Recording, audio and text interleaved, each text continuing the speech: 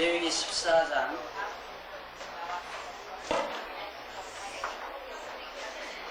10절을 봅니다. 14장 10절.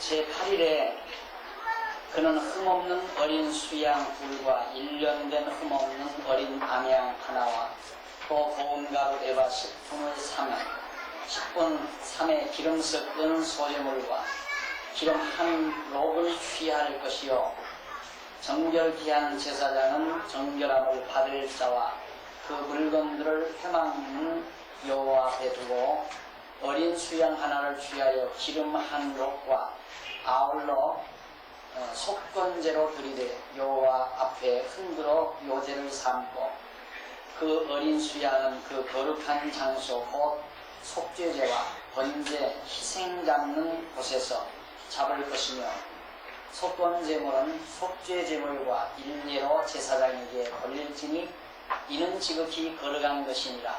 제사장은 그 속건제 희생의 피를 취하여 정결함을 받을 자의 우편 귓뿌리와 우편 손 엄지가락과 우편 발 엄지가락에 바를 것이요 제사장은 또 그 한 록의 기름을 취하여 자기 좌편 손바닥에 따르고 우편 손바닥으로 좌편 손의 기름을 찍어 그 손가락으로 그것을 여호와 앞에 7번 뿌릴 것이요 손에 남은 기름은 제사장이 정결함을 받는 자의 우편 귓뿌리와 우편 손 엄지가락과 우편 발 엄지가락 곧 속건제 희생의 피에 바를 것이며 오히려 그 손에 남은 기름은 제사장이 그 정결함을 받는 자의 머리에 바르고 여호와 앞에서 제사장은 그를 위하여 속죄하고 또 제사장은 속죄제를 드려 그 부정함을 인하여 정결함을 받으려는 나를 취하여 속죄하고 그 후에 번제 희생을 잡을 것이요 제사장은 그 번제와 소제를 단에 드려 그를 위하여 속죄할 것이라. 그리하면 그가 정결하리라. 문둥병을 속죄제를 드려서 정결케 한다. 우리가 보통 그러잖아요. 죄하면 내가 도둑질을 했다, 살인을 했다, 간통을 했다, 뭐 등등 이런 행위에 대한 결과를 죄라고 보는 건 누구나 이건 하나도 의심하지 않습니다. 그게 죄다. 근데 그런 죄를 위하여 뭐 우상을 섬겼다거나 그렇지 않으면 이방신을 섬겼다거나 이런 죄를 위하여 속죄제를 드리는 것은 납득이 가는데 어떻게 문둥병자를 속죄제를 드려서 속죄 중으로 문둥병이 깨끗해집니다. 결국 문둥병이라고 하는 그 자체를 죄로 보는 거예요. 문둥병이라는 병 자체를 죄로 본다. 그러니까 그것도 속죄제, 피를 귀에 바르고 엄지손가락에 바르고 엄지발가락에 바르고 또 기름을 부어서 기름을 여호와 앞에 7번 뿌리고 남은 기름으로 또 그 환자의 귓뿌리와 오른손 엄지가락과 왼손 오른발 엄지가락 피 묻은 곳에다가 기름을 발라서 속죄를 해라. 그러면 정결하게 된다.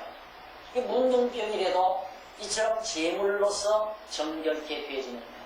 그러니까 우리들이 대개 알고 있는 죄 하는 거하고 하나님이 죄라고 생각하는 거하고는 상당한 간격이 있음을 우리가 볼 수가 있죠. 문둥병이라는 외부의 어떤 추함도 그것 죄로 죄의 대가로 문둥병이 드는 게 아니라 문둥병이라고 하는 게 아니라 그냥 문둥병 자체를 죄로 보는 거예요. 그러니까 제물을 드리면 그냥 문둥병이 정결케 된다. 이렇게 해서 이스라엘 백성들로 하여금 여호와 하나님을 잊지 않고 경외케 합니다. 상상해 보십시오. 여러분 우리 집 가족 중에 누가 문둥병 하나가 발생했다. 이건 완전히 그건 절망적인 거예요. 하늘이 절망적인 거라. 정말 심각한 거고 하늘이 뇌된 거고요. 땅이 다 꺼지는 거고 이런 상황인데 이런 상황에서 하나님께서 이처럼 제물을 드려서 피 흘려서 정결케 해줌으로 다시 밖으로 나갔던 회막 밖으로 나갔던 자가 회막 안으로 다시 들어온다.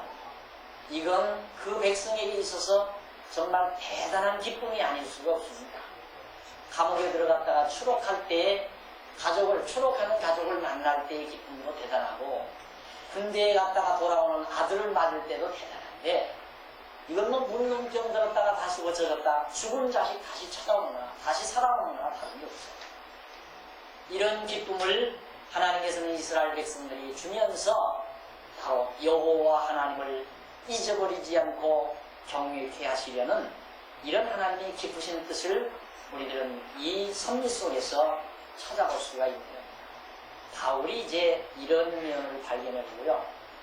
하나님의 이런 섭리, 하나님께서 이스라엘 백성에게 율법을 주고 율법을 범하고 율법 안에서 불결한 것들을 규례대로 다 정결케 해서 깨끗함을 받아 용서해주고, 이런 과정을 통해서 하나님 여호와를 경외케 하시는 이런 섭리를 바울이 발견하고서 로마서에서 바울은 이렇게 찬양하잖아요. 깊보다 하나님의 지혜와 지식에 부요하니 누가 그 모사가 되었느냐, 누가 그를 알아 하면서 그 하나님의 기쁘신 섭리와 경륜을 높이 찬양하는 바울의 모습을, 바울의 찬양의 내용을 로마서 8장에서, 로마서 7장 후반부에서 우리는 발견해 볼 수가 있습니다.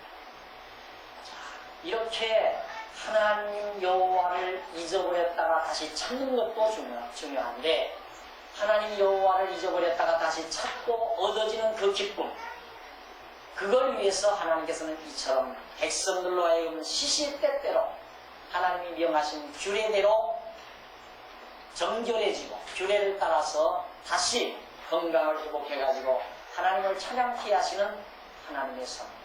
그래서 제가 늘 강조해드리지만, 하나님 경외하고 산다는 것이 피곤한 게 아니에요. 그건 뭔가 잘못된 거야. 예수님께 정말 힘들어, 고달퍼 죽겠어, 정말 힘들고 정말 부담스럽다. 이건 뭔가 지금 신앙생활에 진입을 잘못한 거예요. 접근을 잘못한 거란 말이에요. 하나님을 경외하며 믿음으로 산다는 것이 얼마나 기쁘고 즐겁고 정말 희열에 넘치는 건가를 느껴야 그게 정상적인 신앙생활. 바르게 신앙을 가졌다면 정말 예수 믿기가 쉽고 안 믿기가 더 어렵고, 하나님 경외하기가 정말 쉽고 가볍고, 안 경외하기가 경외하지 않는다는 것이 괴롭고 고통스럽고, 이렇게 되져야 정상이거든요. 근데 사람이 어떻게 뒤집어져서 그렇게 된 게 아니에요. 바르게 성경만 깨닫고 신앙생활을 바르게만 접근하면 반드시 그렇게 된다. 그러니까 예수 안 믿고는, 하나님 경외하지 않고는 못 살죠. 재미가 없어서 못 살죠. 즐거움이 없어서 못 살죠. 소망이 없어서 못 살죠. 안 그래요? 그러나 하나님을 제대로만 알고 바르게 깨닫게만 된다면 정말 하나님 여호와를 경외하고 산다는 것이 얼마나 즐거운지. 문둥병자가 문둥병 깨끗하게 되는 즐거운 이유가, 우리는 왜 영적인 문둥병이 고쳐졌습니다. 육체의 문둥병이 고쳐져도 정말 그 기쁨이 대단할 텐데, 우리는 영적 문둥 환자가 고쳐지지 않습니다. 도저히 우리의 죄를 누가 감당해요? 내가 정말 어떻게 처리할 수 없는 이 더럽고 추악하고 불결한 것, 결국 문둥병균이라는 불결한 것이고, 우리 심령 속에 자리 잡고 있는 모든 악성이라는 게 다 불결한 거 아니에요. 불결한 거. 그런데 우리가 이제 보통 철학에서 관념론이라는 말을 하잖아요. 관념. 이 관념, 사람의 생각, 이런 것은 실제 우리의 실존과, 실제적인 육체의 실존과 무관한 것으로 알지만 안 그래요. 밀착되어 있다니까요. 그런데 지난번에도 내가 말씀드렸나요? 여러분, 그냥 내 마음속에 막 고통스러운 생각이 딱 들어왔다. 그랬을 때 보십시오. 얼굴 피부빛깔이 달라요. 얼굴 안색이 달라요. 안색이 달라진다는 건 벌써 피가 바뀌어진다는 얘기예요. 그러니까 우리의 관념과 실존, 실제 우리의 육신, 이것과는 밀접한 관계가 있다. 그러니까 내 마음속에 소위 관념적 죄, 어떤 생각, 악성, 사악한 마음, 막 남을 미워하고 증오하는 마음, 이게 다 관념적이라고 할 수 있겠죠. 근데 그것이 내 육신과 무슨 관계가 있겠나? 그렇게 생각. 천만의 말씀. 직접적 말, 직결돼 버려요. 아주 가깝게 직결돼 버려요. 그래서 우리 마음에 늘 감사와 기쁨과 평강을 가진다는 하나님 여호와를 발견하고 하나님 여호와를 잊지 않고 늘 기쁨과 평강을 가진다는 것은 그만큼 우리의 생활과도 직결이 되어 있다는 거예요. 그런데 이스라엘 백성들 이렇게 문둥병에서 깨끗하게 되지는 이런 음성을 읽고도 얼마나 감격스러웠겠느냐. 문둥 환자가 제사장에게 끌려갑니다. 당신 일로 족장에 넌 제사장에게 한번 가보거라. 얼마나 와두라를 떨리겠어. 여러분 아침에 밥을 먹고 아니 저녁에 밥을 먹고 남편하고 그렇게 다녔는데 남편 가슴이 쓰린데 그날 저녁에는 남편이 가슴이 쓰리다고 딱 했는데 그날 저녁에 아내가 잠 못 자요. 왜? 위암이 무너져. 위암 초기 위암이 무너져. 가슴이 좀 쓰렸다고 하는데 제가 잠을 남편이 안에 들렸다. 아무 수술을 했다. 탈리하게 말라가지고 죽어. 그럼 나는 충상과부가 된다. 이유만 하시고. 그런데 이스라엘 백성이 진중해서 당신은 제사장이야. 진찰이야. 당신 그 피부에 허연 점난 거 보니까 무용하고. 얼마나 간이 뭐가 되겠어. 내가 만약에 정말 문둥환자라 내가 문둥병이라고 한다. 나는 진 밖에서 살아야 되고 만약에 이것이 속죄되지 않냐고 깨끗해지지 않는다. 나는 이제 백성이 진중에서 영 낙오돼 버렸어. 버림받아야 되고 나는 멸망받아야 될 백성이다. 그런데 그만 진단이 문둥병이 아니라고 떨어졌을 때도 기쁘거니와 문둥병이었는데 짐승 잡아서 번제드려서 정결타고 제사장에 확딱 떨어뜨려줄 때 그 기쁨이야 이거 말할 수 없지 않겠어. 오늘 우리는 그거 이미 다 선언된 자.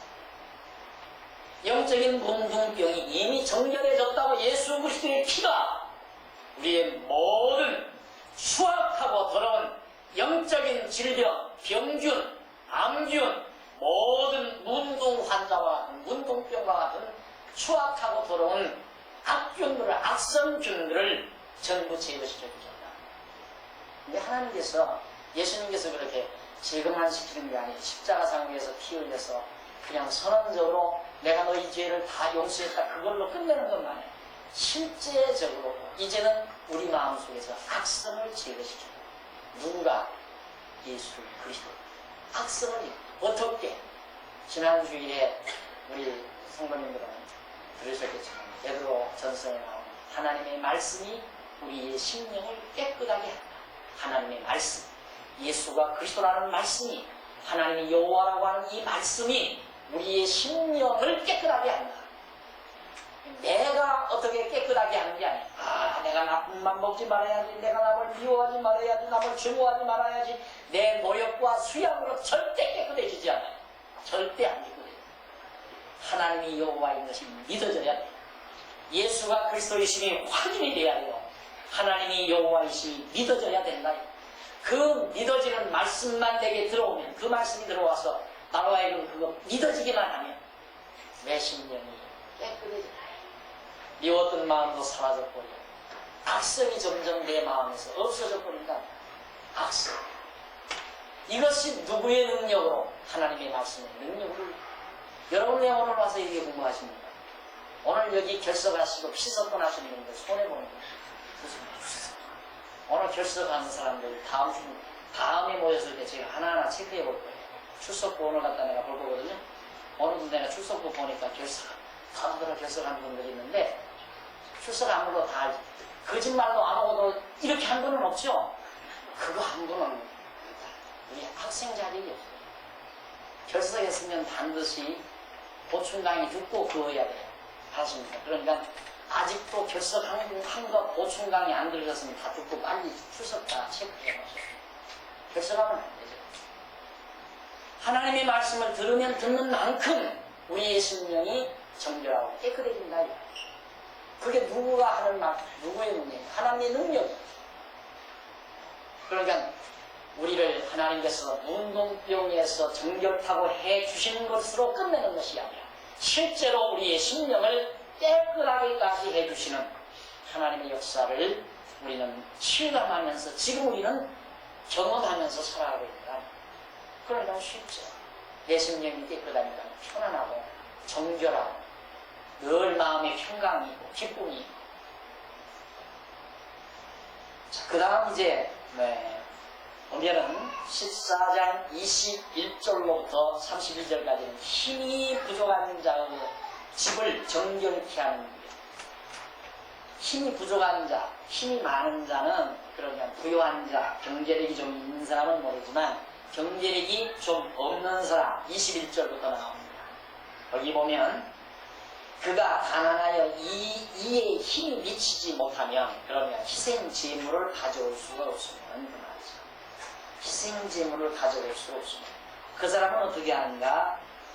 그는 흔들어 자기를 속할 속건제를 위하여 어린 수양 하나와 소제를 위하여 고운 가루 대바시 풍미를 기름 섞은 것과 기름 한 록을 취하고 그 힘이 미치는 대로 산비둘기 둘이나 집비둘기 새끼 둘을 취하되 하나는 소제물로 하나는 번제물로 아까 드리라는 대로 똑같이 그렇게 그래서 피는 귀에 바르고 엄지손가락에 바르고 엄지발가락에 기름도 역시 그렇게 바르고 여호와 앞에 뿌리고서 그렇게 하라는 것이 바로 지금 계속해서 그 이하에 나오는 내용입니다.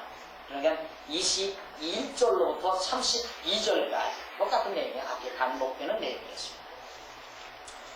그 다음 33절로부터 53절까지 33절에서 53절까지 보면 거기는 발병한 자의 집을 정결케 하는 규례를 명합니다.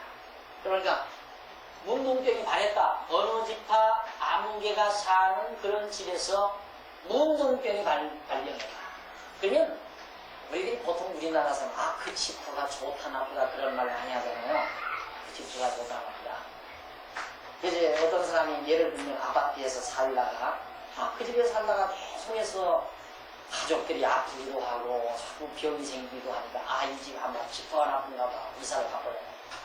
다른 사람도 이사를 와서 없는 돈 모아가지고 그냥 살든지 그대로 청소 좀 하고 들어와 살았다. 그러면 또 거기서 질병이 생기고 자꾸 사람이 아프니까 그 다음에 흉가가 돼버리죠. 그런 집은 나한테 맡기는 거야. 난 싹 다 뜯어내버리고 그러면 다 벽지 다 뜯어내버리고 서로 가면 싹 하고 공벽지 갖다가 싹 수리하고 사면 끄떡없어요. 그러니까 여러분 아무리 어려워도 다른 어떤 집으로 이사 갈 때 반드시 서로 다 하고 전부 다 벽지 새로 하고 그러나 앞에 살던 분이 건강하게 살았습니다. 가족들이 건강하게 아무 질병 없이 살았으면 괜찮아요. 돈 없으면 벽 깨끗하면 그냥 깨끗이 청소를 하고 소독약이나 한 다음에 뿌리고 들어가도 상관이 없습니다. 그러나 그 집에 살던 사람이 보롱보롱하고 이런 질병 저런 질병 앓다가 갔는데 그것도 모르고 그냥 돈 없다도 적당히 청소하고 들어가다가 가족들 또 병난다. 여기 말이 그렇게 발병된 집에는 집 자체가 병균을 지금 가지고 있다는 얘기예요. 그 건물 자체가. 그러니까 그 집을 정결케 해야 돼요. 그 집을. 그래서 여기 보면 계속해서 그런 내용이 나옵니다.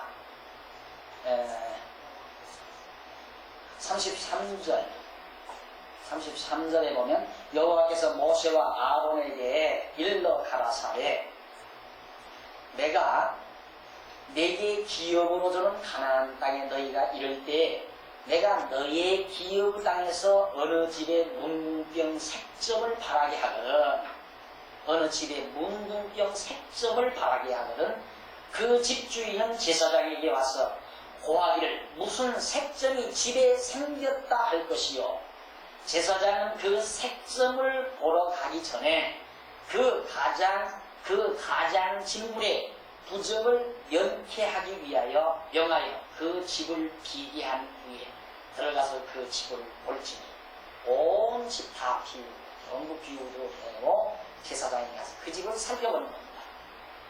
그러니까 점검하는 거죠. 지금 주택 점검하는 거. 볼지니 그 색점을 볼 때 그 집 벽에 벽이 푸르거나 붉은 무늬의 색점이 있어 벽보다 우묵하면 제사장은 그 집 문으로 나와 그 집을 7일 동안 폐쇄하였다가 7일 만에 또 와서 살펴볼 것이요. 그 색점이 벽에 퍼졌으면 그는 명하여 색점 있는 돌을 떼어 성밖 부정한 곳에 버리게 하고 또 집안 사면을 긁게 하고 그 긁은 흙을 성밖 부정한 곳에 쏟아버리게 할 것이요.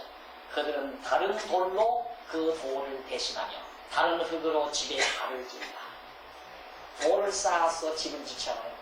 그 유대인들 가서 들어가서 돌로 성을 쌓고 돌로 집을 벽을 쌓고 사는데 벽에 색점이 바란다는 것은 그 돌이 부정하다. 돌도 부정하고 흙도 부정하다.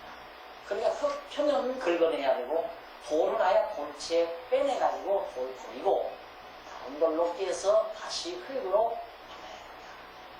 그런 이만큼 하나님께서 이스라엘 백성들이 사는 집, 그 어디 가서 가나안 땅 들어가서 살 때에 가나안 땅 들어가서 이제 만약에 이스라엘 백성들이 가나안 땅 정복에서 가나안 족속들이 살던 집이거든요. 그 땅들이 이미 이방 민족들이 살던 집이란 말입니다.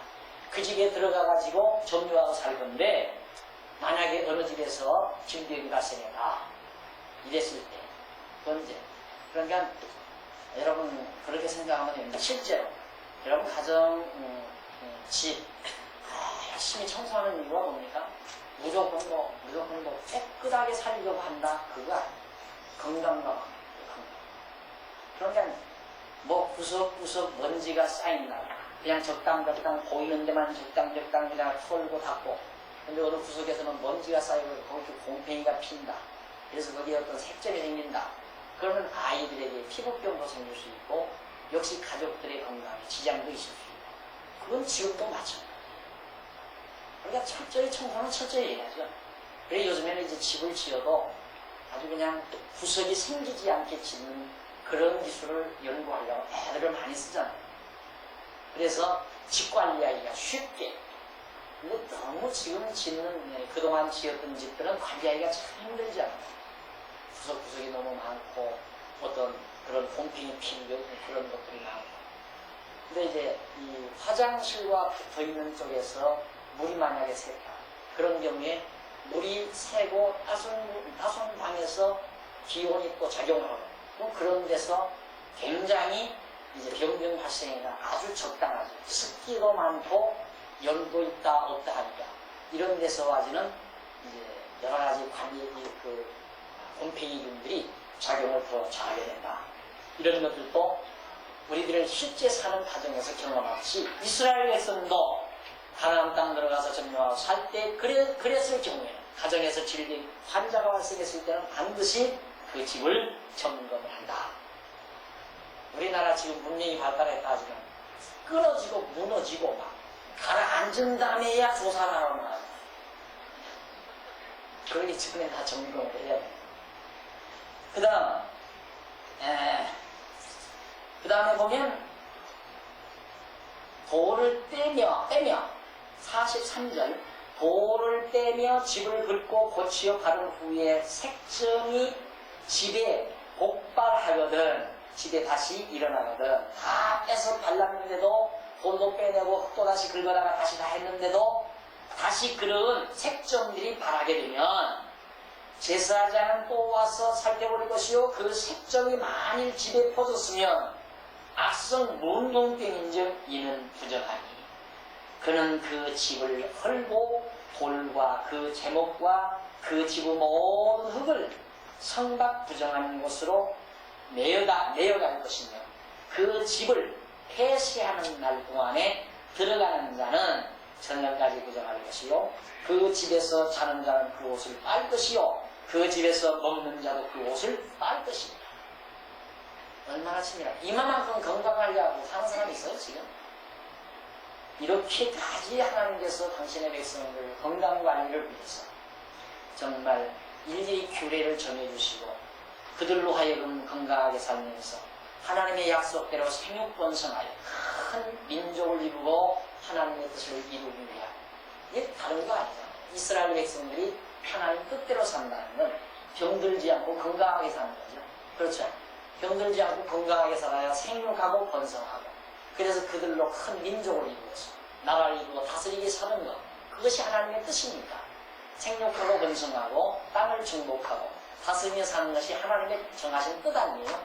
그 뜻대로 사는 것이 하나님 바라시는 뜻이니까 이스라엘 백성들이 건강하게 잘 사는 것이 하나님의 뜻대로 사는 거랍니다. 그런데 오늘날로 예수를 믿는 사람은 그렇게 생각을 안 해요. 하나님의 뜻대로 살려면 나는 배고파야 되고, 나는 굶주려야 되고, 나는 피곤해야 되고, 나는 막 고달퍼야 돼요. 왜? 하나님을 위해서 살는 거니까. 뭐가 잘못돼도 한참 잘못된 거죠. 그가 우리가 하나님의 뜻대로 산다면 내가 건강하게 즐겁고 행복하게 사는 것이 하나님의 뜻대로 사는 거예요. 건강하게. 영육간에 아울러. 영적으로 건강하면 육신도 건강해지니까요. 따라서 건강해지는 겁니다. 영적으로 병들면 자꾸 육신도 보렁보렁해지게 되고, 아픔이 자꾸 와지게 되고, 여러 가지 질병이 찾아오게 되고, 그렇게 되잖아요. 그러니까 오늘 우리가 신약시대의 성도들도 하나님의 뜻대로 산다는 건 간단해요. 내가 건강하게 행복하게 정말 하나님 앞에서 즐겁게 살아가는 것, 이것이 곧 하나님의 뜻대로 사는 거예요. 그런데 이렇게 생각하지 아니하고 우리는 항상 나 좋은 건 하나님이 싫어하고 하나님이 좋은 건 내가 싫어하고 이렇게 생각하니까 신앙생활하기가 힘들단 말이에요. 내가 막 배고파하고 내가 괴로워하고 내가 늘 울고 슬퍼해야 하나님은 좋아하고 즐거워하고 행복해요. 우리 믿는 성도는 새벽마다 가서 앙앙대고 울어야 하나님은 하늘 모자라면서 미소를 짓고, 어떻게 그런 생각을 하는지 알 수가 없어요. 여러분들도 우습죠? 들어보니까. 안 그래요? 그런데 많은 사람들이 그렇게 산단 말이에요. 이 세상에서는 사람들이 막 배가 고파가지고 막 금식을 해서 열흘도 막 15일도 20일도 30일도 안 먹고 막 얼굴이 막 퍽 말라가지고 하고 있어야 하나님은 배가 올라오고 좋아. 그러고 계시면 하나님으로 착각한다. 안 그래요? 그게 절대 그건 잘못이에요. 그건 예수를 잘못 믿는 거고 신앙생활을 잘못 접근합니다. 모든 불리한 것, 우리 심령 속에서 모든 악성을 제거해버리고 영적인 문둥병을 제거해버리고 또 이렇게 문둥병을 바라게 한 사는 식, 이거 싹 헐어버려라. 돌 빼고 흙을 다시 갖다 발랐는데도 그 다음 가보니까 또 발생했다. 색점이 또 벽에 또 발생했다. 그건 헐어버려라. 헐고 다시 집어라. 이렇게 해서 건강하게 새집에서 살도록 하나님께서 역사하십니다. 하나님은 헐었다가 늘 세우시는 역사를 이스라엘 백성이 해주고 있습니다. 처음 솔로몬을 통해서 지어놨던 성전은 이방 신들이 다 와서 그 자리를 잡고 있고 성전 안에 온갖 이방 우상들이 가득 세워져 있는 곳이 되었습니다. 그걸 고쳐서 어떻게 했습니까? 하나님 헐어버리자. 싹 다 헐어버리고 다시 에스라를 통해서 성전을 다시 지켜야 합니다. 거기에서 하나님을 경외하면 숨기게 하십니다. 그런데 오늘 우리가 사는 집은 얼마나 하나님이 깨끗이 지었는지 아세요? 예수 그리스도를 머릿돌로 해서 그리스도가 오셔서 건축자가 되셔서 그가 집을 지으시는데 반석 위에 더러운 제목들, 우리 다 더러운 제목들이거든요. 흉측하고 흠집 많고 우리 다 배웠잖아요. 조각목 같은 우리 제목들인데 잘라다가 원한 데 깎아내고 굵진한 데 다 잘라버리고 그리고 따뜻하게 다 해서 황금으로 전부 다 샀어요. 썩지 않는, 변하지 않는 황금으로 싸가지고 영원토록 변하지도 않고 더럽혀지지도 아니하는 황금성과 황금집을 거룩한 성, 거룩한 집을 지어가지고 거기서 영원토록 하나님과 더불어 살게 하신다. 그게 하나님이 하시는 일, 주님이 하시는 일이다. 그러니까 우리는 평안하다. 그래서 소망이 있고요. 지금 우리는 이 땅 위에 사는 동안은 좀 불편하고 비좁은 집에서 남의 새 집에서 설령 사는 한이 있다 할지라도 하나님이 우리 영원토록 사는 그 집은 색점이 피지 않아요. 더러운 암균이나 더러운 그런 문둥병균이 변하지 아니하는 황금집이에요. 변하지 아니하는 황금집. 황금집이란 실제로 황금집이 아니라 정말 영광으로 가득 차 하나님의 영광으로 가득 덮인 아름다운 집. 거기는 질병도 없어요. 아픔도 없다고 그러지 않았어요. 계시록에 나오죠. 그렇기 때문에 눈물도 없고 한숨도 없는 곳이라 했습니다. 아픔이 없으니까 질병도 없고 질병이 없으니까 죽음도 없죠. 왜? 균이 있는 집이 아닙니다. 그것이 바로 우리 주님께서 반석 위에 지어놓으신 영원한 예루살렘 성, 영원한 하나님의 나라라는 사실을 바로 우리는 다시 한번 기억하면서 이렇게 색점 피고 여러 가지 병균이 득실되는 이 세상 집에서 정말 우리들이 때로는 아프기도 하고 병들어 고통스럽기도 하다가 마지막 이 세상을 떠나는 경우도 많지만 우리가 이제 영원토록 들어가 살아야 될 영원한 집은 완벽한 집이라는 사실을 우리는 알고 있기 때문에 소망을 가지고 살게 되는 겁니다. 그 다음에 이제 그 집을 고치어 바른 후에 그렇게 됐는데 49절 그는 그 집을 정결케 하기 위하여 새 두 마리와 백향목 홍색실과 우술초를 취하고 그 새 안을 흐르는 물 위에 아까 같이 그렇게 해서 그 새 피를 뿌리고 백향목과 우술초로 홍색실로 집을 정결케라 해라. 집을 뿌려 집에 피를 뿌려가지고 그 다음 이제 54절로부터 57절까지 보면 이는 각종 문둥병 환처에 대한 교련이 곧 옴과 의복과 가오무 문둥병과 옴에도 문둥병이 있고 의복에도 있고 가옥에도 집에도 문둥병이 있다. 붓는 것과 피부병과 색점은 언제는 부정하고 언제는 정함을 가르치는 것이니 문둥병의 규례가 이러합니다.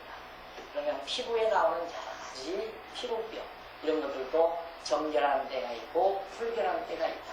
이런 것들을 다 가르쳐서 결국에는 이스라엘 백성들이 지금 의학상식이에요. 가정의학상식. 그러니까 이걸 보면 참 하나님께서 이스라엘 백성들을 얼마나 세심하게 사랑하셨는가를 우리가 알 수가 있죠. 그 다음 15장 넘어가 봅니다. 15장에는 유출병, 몸에서 피가 자꾸 흐르는 병입니다. 유출병을 거룩하게 하는 교회입니다. 자꾸 몸에서 피가 흐르는데 피가 흐른다면 불결한 거거든요. 이것을 어떻게 정결케 하는가? 1절로 12절 여호와께서 모세와 아론에게 일러 가라사대 이스라엘 자손에게 보아여 이르라 누구든지 몸에 유출병이 있으면 그 유출병을 인하여 부정하는 자 그 유출병으로 말미암아 부정함이 이러하니 곧 몸에서 나오든지 그것이 엉겼든지 부정한즉 유출병이 있는 자의 눕는 상은 다 부정하고 그의 앉았던 자리도 다 부정하니 그 침상에 접촉하는 자는 옷을 빨고 물로 몸을 씻을 것이며 저녁까지 부정합니다. 유출병 있는 자의 앉았던 자리에 앉는 자는 옷을 빨고 물로 몸을 씻을 것이며 저녁까지 부정합니다. 유출병 있는 자의 몸에 접촉하는 자는 옷을 빨고 물로 옷을 씻을 것이며 저녁까지 부정합니다. 유출병 있는 자가 정한 자에게 침을 뱉으면 정한 자는 옷을 빨고 물로 몸을 씻을 것이며 저녁까지 부정합니다. 유출병 있는 자의 탔던 안장은 다 부정하며 그 몸 안에 닿았던 것에 접촉한 자는 다 저녁까지 부정하며 그런 것을 옮기는 자는 옷을 빨고 물로 몸을 씻을 것이며 저녁까지 부정합니다. 유출병 있는 자가 물로 손을 씻지 아니하고 아무든지 만지면 그 자는 옷을 빨고 물로 몸을 씻을 것이며 저녁까지 부정합니다. 유출병 있는 자는 만질 그릇, 진 그릇은 깨뜨리고 먹기는 다 물로 씻을 것이다. 너무너무 치밀하죠? 그러니까 유출병 환자가 앉은 그의 뭐 침을 접촉했다든가 뭐 손을 만졌다든가 이거 전부 다 부정합니다. 다 씻어야 되고 태울 것 태워야 되고 깰 것 깨버려야 돼. 없애버리고. 이렇게 해서 백성 가운데 이런 전염병이 들지 않다. 그러니까 전염병이라고 하는 큰 마라리아 이건 요즘 얼마 나 보도 나섰죠. 마라리아가 가서 막 급속 들어왔습니다. 그만큼 병균이라는 것이 악성인데 그런 것들이 인간의 생명, 육신의 생명을 노리니까 구약시대에 하나님께서는 이처럼 악성 병균들을 제동으로 그것들을 차단시키는 구체적인 규례를 이스라엘 백성들에게 주면서 누가 그렇게 하는가? 하나님이 그렇게 여호와 하나님께서 그렇게 하라고. 우리가 지금 자꾸 이렇게 듣지만은 자꾸 크게 봐야 돼. 자꾸 큰 것을 생각하면서 이 좁은 부분 유출병 얘기를 들어야 한다. 하나님은 왜 그렇게 이스라엘 백성들을 건강하게 보존하려고 합니다. 간단하잖아요. 당신 뜻이에요. 건강해서 생육하고 번성하는 것이. 이스라엘 백성들 가나안 땅에다 데려다 딱 놨는데 이런 유출병이나 문둥병이나 그런 정말 악질, 옴균 같은 것들이 그대로 전 백성에게 퍼져가지고 백성들이 다 전염병에 다 죽어가게 됐다. 그건 저주가 됐다. 그래서 그런 것들이 그들에게 번지지 않도록 하나님께서 역사하고 계시는 겁니다. 그 다음 13절부터 15절은 부정한 유출병을 속하는 제사규례. 그러면 그런 부정한 유출병은 어떻게 해야 되는가? 13절 유출병 있는 자는 그 유출이 깨끗하여 지거든 그 몸이 정결하기 위하여 7일을 계산하여 옷을 빨고 흐르는 물에 몸을 씻을 것이요 그리하면 정하리니 제8일에 산비둘기 둘이나 집비둘기 새끼 둘을 자기를 위하여 취하고 회막문 여호와 앞으로 가서 제사장에게 줄 것이요 제사장은 그 하나는 속죄제로 하나는 번제로 드려 그의 유출병을 인하여 여호와 앞에 속죄할지니라. 계속해서 나가서 머무는 기간도 7일 다시 확인하는 기간도 되게 7일로 나오잖아요. 하나님의 그러니까 성속과의 관계, 거룩한 것과 속된 것의 관계를 유지하는 기간을 7일로 그렇게 대개 하나님이 정해놓은 것이죠. 7일이 지나면 거룩하게 되죠. 그러니까 보통 대개 이 질병도 7일이 법이다. 6일 내지 7일이 법이다. 감기 같은 것도 되게 그렇죠. 감기 같은 것도 오면 대개 6, 7일이요. 그때가 법이가 되잖아요. 그 인체에 하나님께서 만들어 놓으신 우리 인체의 구조와 좀 밀접한 관계가 있는 것 같아요. 7이라고 할 수 있잖아요. 그래서 일도 6일 동안 부지런히 일하고 7일 일주일에 한 번씩 쉬어라. 이런 것들도 우리 인체 구조와도 관계가 있는 거거든요. 건강 위주와 관계가 있다는 얘기죠. 그러니까 사실 우리가 이 사회생활을 하다 보면은 사회생활 하면서 절대 지금 우리와 같은 이런 머리를 쓸 수가 없잖아요. 사회생활하면 전부가 욕심을 부려야 되고 뭔가 막 신경을 써야 되고 뭐 막 재주를 펴야 되고 여러 가지 복잡하다는 것들을 계산을 해야 되고 이게 다 사회생활인데 그런 머리만 계속 우리가 쓰다가 보면 뭔가 우리의 육신에 건전한 육신으로 성장하기가 힘들죠. 그러나 일주일에 한 번씩 모든 일 다 육신에 하던 일을 멈추고 조용히 하나님의 말씀을 명상하면서 그 말씀 속에서 우리의 흐트러진 생각들을 정리하고 다시 가다듬고 지난 엿새 동안 우리들이 행동했던 행동들을 총정리해보면서 내 정신세계를 다시 한번 다르게 정리한다고 합니다. 이건 굉장히 중요해요. 우리 육신의 건강과도 굉장히 중요합니다. 우리가 정리하며 살 기간이 없잖아요. 예수 안 믿는 사람들은 정리하며 살 기간이 없어요. 계속해서 막 머리 써야 되고 계속해서 결투를 해야 되고 경쟁을 해야 되고 계산을 해야 되고 머리를 써야 되고 이렇게 살지만은 우리 믿는 사람은 그래도 주일날 하루 조용히 완전히 생각을 다른 쪽의 생각이거든요. 그런 거친 생각이 아니라 도리어 거칠어진 생각들을 차분하게 가다듬는 생각을 합니다. 지금 여러분들이 이 순간도 이 말씀을 들으면서 그런 잡다한 생각들을 차분하게 정리하자. 이런 상태에서 우리는 굉장한 영적인 세임을 얻게 됩니다. 우리의 새로운 육신의 에너지도 공급을 받게 되는 것입니다. 그래 여기 지금 이 유출병 환자도 이렇게 모든 정결함을 얻어서 7일을 계산해가지고 정결케 해서 깨끗하게 속죄제를 드려 정결한 몸으로 다시 진중에 들어가도록 섭리하시렵니다. 그 다음 19절 어떤 여인이 유출을 하되 그 유출병은 남자에게 있는 게 아니라 여자들에게 있는 거니까요. 유출을 하되 그 유출이 피면 7일 동안 불결하니 자꾸 피가 아래로 흐르게 된다. 그냥 7일 불결하다. 무릇 그를 만지는 자는 저녁까지 부정할 것이요. 그 불결할 동안에 그의 누웠던 자리는 다 부정하며 그의 앉았던 자리도 다 부정하며 그 침상을 만지는 자는 다 옷을 빨고 물로 몸을 씻을 것이요. 저녁까지 부정할 것이며 그 좌석을 만지는 자도 다 옷을 빨고 물로 몸을 씻을 것이요. 저녁까지 부정할 것이요. 우리가 보통 이제 요즘에는 이제 내자나 뭐 가죽으로 된 쇼파가 많이 있습니다. 그냥 기지 같은 거 많이 하잖아요. 사실 내자가 좋은 건 아니에요. 가장 좋은 건 기지가 참 좋은 건데 자우동이라고 하나요? 방서 있잖아요. 방서를 일단 놓는 이유가 쿠션도 좋라고 보는지만 물론 쿠션도 쿠션이지만은 빨기가 쉽죠. 방서는 살짝 위에 걷어내서 빨고 또 끼고 근데 사실 그건 문간이에요. 아직 문간. 그렇죠.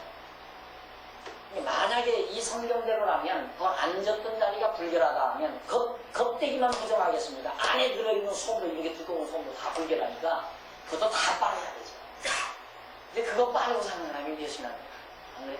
1년에 한 차례나 빨까 말까. 안 그러면 3년, 4년 갑니다. 계속 위에 것만 갈아 꼈다. 왜? 위에 떼묻은 것만 뽀얗게 해서 다 껴놓으면 깨끗하게 보이니까. 여기서는 다 빨아야지. 여기사님들이 할 일 더 늘어나.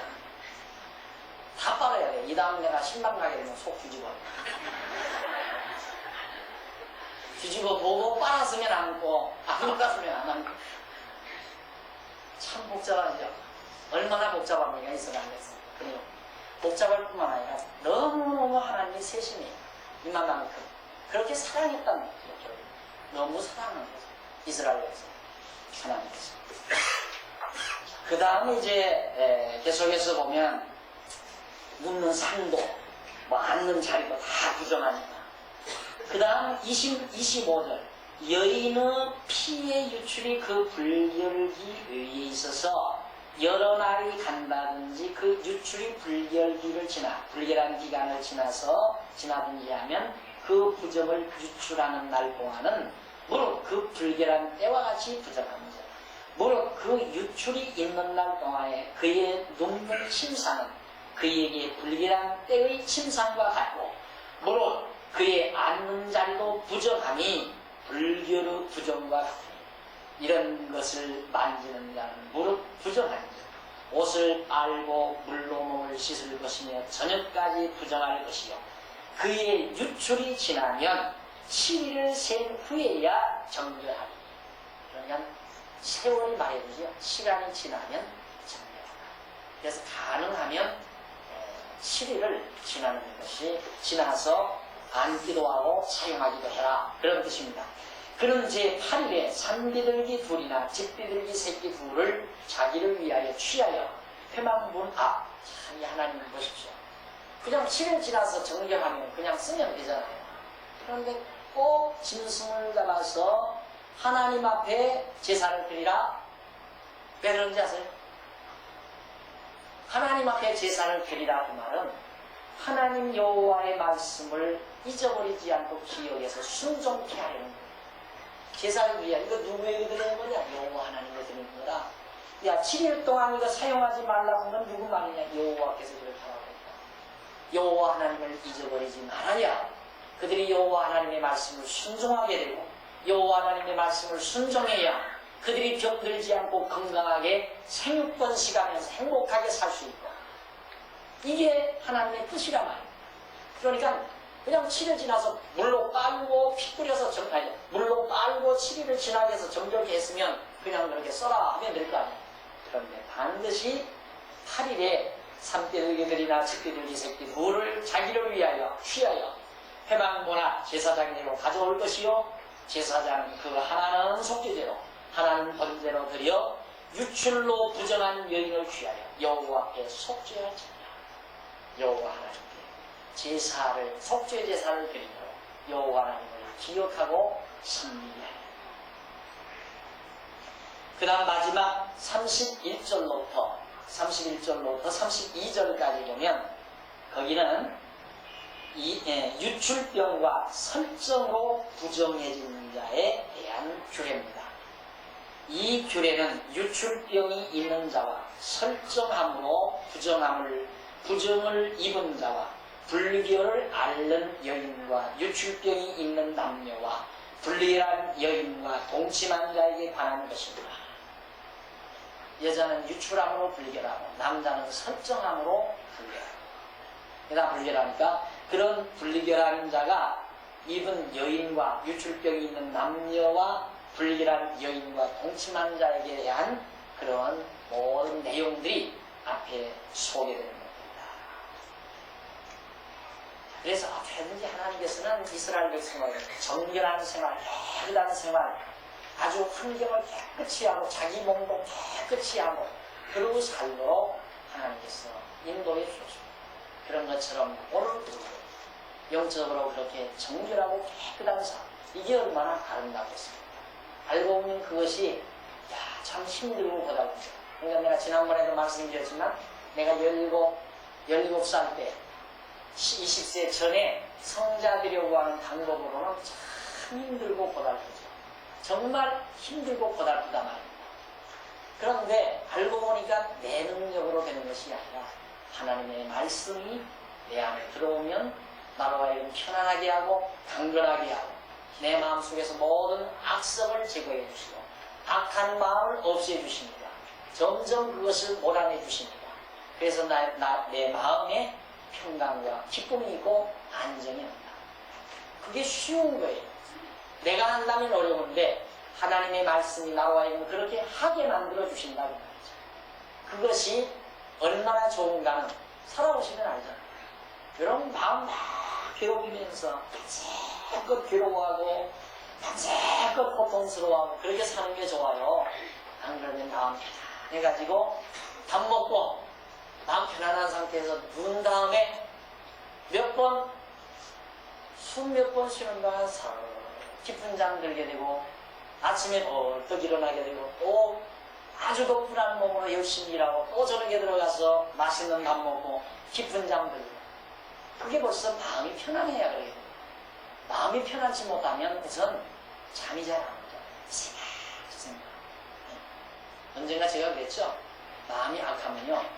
날 밝을 때는 그래도 주로 그냥 근데 귀가 돼서 속이 시원하게 이랬다가도 해가 지고 캄캄하기 시작하면요. 주먹이 아니라 부엌으로 다 갔다 한다고. 왜? 버칼 갔다가. 그렇게 사람이 하죠. 그런 악한 생각으로. 그거에 내놓을 때 뭐, 그게 어떤 놈. 너 죽고 나 죽지 않나 할까? 자꾸 그런 생각이죠. 근데 그런 마음을 가지면 영혼 가운데 다 피어나는 거예요. 그런데 그 마음을 안 가질 수가 어떻게 있어요? 생각이 나는 거예요. 아니 돈 500만 원 되고 그 돈이 어떤 돈인데? 남편이 꼬박꼬박 벌어다 주는 돈 안 먹고 안 입고 입고 싶은 옷 안 사 입고 신발 안 사 신고 쓰레기통에 가서 신발 주워다 신고 이래 가면서 뭐하는 돈인데 그 돈을 떼고 그러니 거기가 가고 싶죠. 이게 인간이야. 그러나 하나님 여호와 500만 원 날라가죠. 사람인지라 그렇지 날라가자마자 하나님이 내 거 아니구나. 어떻게 바로 그렇게 생각이 되겠습니까? 그래서 바로 생각은 안 돼요. 나부터도 바로 생각이 안 좋잖아요. 싫잖아요. 속상하기가 싫잖아요. 싫으니까 그때 이제 하나님 생각을 하는 거죠. 하나님이 그 돈 있으면 딴짓하게 생겼으니까. 하나님이 그래서 박목사님 그때 가르칠 때 보니까 잠시 하나님께서 딴 데다 옮겨다 놨다고 그러더라. 나 없을 때만 보러 온다고 그러더라. 이런 말씀들이 자꾸 마음에 들어있는 마음이 평안해져요. 그러면 이제 더 칼로 왔다 갔다 하는 거야. 주먹이 이렇게 쥐어지는 거야. 네가 난 가져갔어. 너 먹을 거 아니면 먹고 넘어가다가 걸린 거다. 그리고 자꾸 자기 마음이 가다듬어지고 그런 평안이죠. 그래서 하나님 여호와가 왜 정하신 대로 되는 거 아니에요?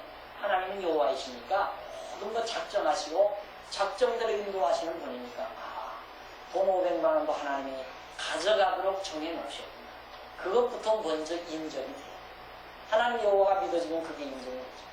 그러니 그 사람인들 가져가고 싶어서 가져간 게 아니라 하나님이 그렇게 정해놓으시고 그 사람 마음속에 그런 사악한 마음을 갖게 하셔서 가져가게 하시는 분이 어떻게 안 가져가겠어요?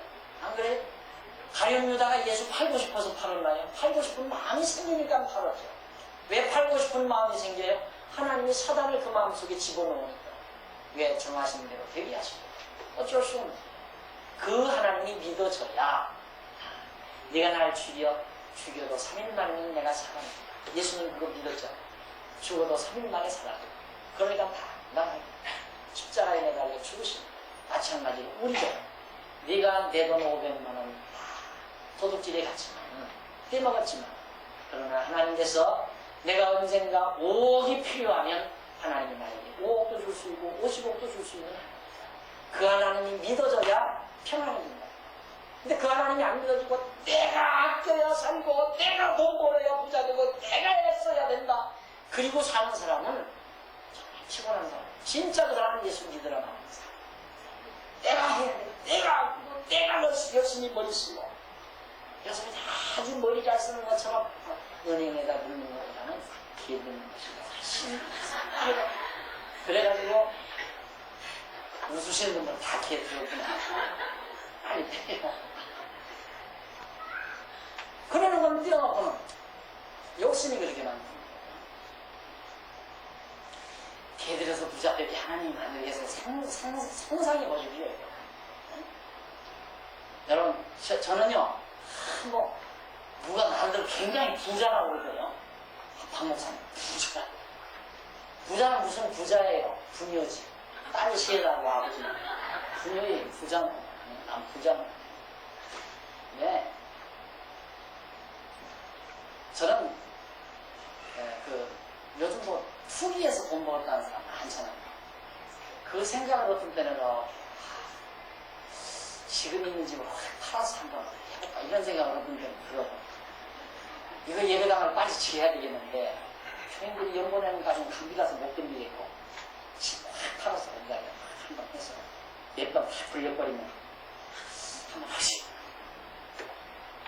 지금은 그런 생각 안 돼. 처음에 그 생각을 일을 하니까 내가 널 이 세상에 보내가지고 말씀 깨닫게 했는데 너 부동산 투기나 시키겠냐? 그게 도저히 납득이 안 가는 거예요. 그게 내게 수납이 안 돼요. 하나님이 박 목사 말씀 깨닫게 해서 말씀 가르쳐야 될 사람에게 돈 들고 이 복덕방 저 복덕방 돌아다니면서 땅 사지했다가 그걸 도태 팔고 이래가지고 부동산 투기나 하도록 하나님이 해서 돈 벌게 하시고 내가 그게 수납이 안 돼. 그래 나는 그걸 못해요. 요즘에는 그런 마음도 먹지도 않지. 여러분 개나 해가지고 돈 벌게 해서 살게 하시고 하나님 아니에요. 그러니까 그렇게 해서 자기가 안 먹고 안 쓰고 막 개들어서 그렇게 딱 해놨다. 내가 하나님이라고 사랑하는 사람은 어떻게 해요? 그거 여러분이 한번 결론 내려봐요. 배웠으니까 값 써봐요. 어떻게 해요? 그 돈은 날라가야 옳잖아요. 날라가야. 왜? 그 돈 가지고 집 사면 고개가 꼬꼬다니까 내가 머리 잡수 내가 그래도 전략하면 내가 그래도 잘 돈 관리 잘해서 내가 집 산다. 그 다음부터 남편은 피곤한 거예요. 남편만 피곤한 것도 한 것만이 아니라 하나님도 저리 가라. 하나님 생각해. 내가 다 계획해서 내 재주로 집 샀다. 하나님 그거 다 아는데 내가 하나님이라도 그 돈 날라가는 거지. 그냥 주시는 대로 전략하면서 하나님 앞에서 정말 죄스럽지 않게 검소하게 살면서 나오면 남는 대로 막 은행 예술하고 하나님이 필요할 때는 주실지도 모르고 안 필요하면 안 주실 수도 있는 하나님이라 이게 믿어져야 편안함이 와요. 인생은 그렇게 사는 거예요. 우리 믿는 사람은. 그러니까 하나님 앞에서 자기 심령이 그렇게 건강해야 돼요. 심령. 이스라엘 백성들은 육신이 건강해서 살았지만 오늘 우리는 우리의 심령이 그렇게 건강한 심령, 건강한 생각, 건강한 사고, 건강한 정신, 이것이 바로 우리를 행복하게 하는 거야. 여러분 명심하십시오. 마지막 아까 너희는 이와 같이 15장이죠? 16장 넘어가 31절 다시 한번 너희는 이와 같이 이스라엘 자손으로 그 부정에서 떠나게 하여 그들로 그 가운데 있는 내 장막을 더럽히고 그 부정한 중에서 죽음을 면케하리라. 이 규례는 유출병이 있는 자와 설정함으로 부정함을 입은 자와 불결을 앓는 여인과 유출병이 있는 남녀와 불결한 여인과 동침한 자에게 관한 것입니다. 온 백성이 깨끗하고 정결하고 하나님 앞에서 정말로 하나님 경외하며 하나님 즐겁게 하며 하나님이 약속하신 언약을 축복으로 받으면서 살게 하시는 방법이 오늘 여러분들이 들으신 문둥병 성화규례, 그 다음 유출병에 대한 성화규례의 이것이 오늘 우리에게는 영적인 건강으로 다가와요. 성령으로 말미암아서 하나님의 능력으로 말미암아서 하나님의 말씀의 능력으로 우리의 심령이 깨끗하고 정결해야 됩니다. 염려, 불결한 곰팡이가 피는 겁니다. 증오, 벌써 붉은 색점이 돋는 겁니다. 우리의 심령 속에 검은 색점이 돋는 겁니다. 우리의 심령 속에 염려와 근심과 미움과 증오, 문둥병 균이 강합니다. 기억하시고 정말 길지 않은 세상입니다. 몇천 년 몇 만 년 사는 것, 잠시 잠깐 사는 세상, 우리 하나님 앞에서 깨끗한 양심으로, 깨끗한 심령으로, 깨끗한 양심이라니까 도덕적으로 윤리적으로 그걸 말하는 게 욕심 품지 말고 정말 사악한 생각하지 말고 항상 좋은 생각, 아름다운 생각하면서 하나님 경외하는 마음으로 승리하시는 우리 성도님들 되시기를 간구하면서 오늘 강의를 마칩니다. 기도하십시다. 전능하신 하나님 아버지, 은혜와 사랑을 감사드립니다. 오늘도 이 귀한 시간 문둥병 판단 규례와 또한 유출병 판단 규례에 대해서 저희들이 공부를 했습니다.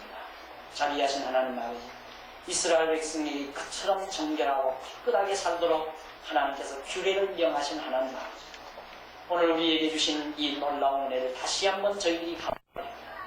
전능하신 하나님 아버지여, 오늘 우리의 심령이 얼마나 추악하고 가증한지 모릅니다. 하나님의 말씀을 우리를 정결케 하소서. 우리 마음속에 정말 모든 사악한 세균들이 득실거리지 않도록 정결한 양심을 주시고 깨끗한 마음을 허락해 주소서. 곱고 아름다운 심령으로 하나님 경외하며 사는 슬기롭고 지혜로운 종들이 되게 해 주시옵소서. 예수님 이름으로 기도드립니다. 아멘.